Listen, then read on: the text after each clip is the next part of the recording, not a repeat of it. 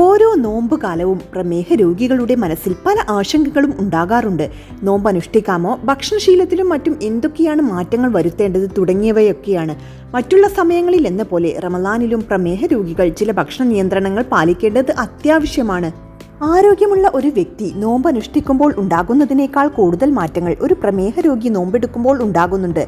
പകൽ മുഴുവൻ ഭക്ഷണം കഴിക്കാതിരിക്കുന്നതിലൂടെയും നോമ്പ് മുറിക്കുന്ന നേരങ്ങളിൽ കൂടുതൽ ഭക്ഷണം കഴിക്കുന്നതിലൂടെയും ശരീരത്തിൽ പല മാറ്റങ്ങളും സംഭവിക്കുന്നു. പ്രമേഹമുള്ളവർക്കുണ്ടാകാനിടയുള്ള ഒരു റിസ്ക്കാണ് ഹൈപ്പോഗ്ലൈസീമിയ അഥവാ രക്തത്തിലെ ഷുഗർ കുറഞ്ഞു പോകുന്ന അവസ്ഥ.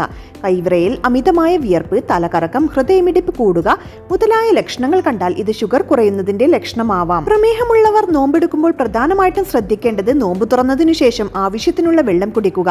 കുറഞ്ഞത് 2 മുതൽ 2.5 ലിറ്റർ വരെ വെള്ളം കുടിക്കണം. എണ്ണയിൽ പൊരിച്ചതും വറുത്തതുമായ പലഹാരങ്ങൾ ഒഴിവാക്കുക. പ്രമേഹത്തിന്റെ ഭക്ഷണക്രമങ്ങൾ കൃത്യമായി പിന്തുടരുക. പകൽ സമയങ്ങളിൽ ഒരുപാട് വിയർക്കാതെ നോക്കുക. കൃത്യമായി ഷുഗർ ടെസ്റ്റ് നടത്തുക.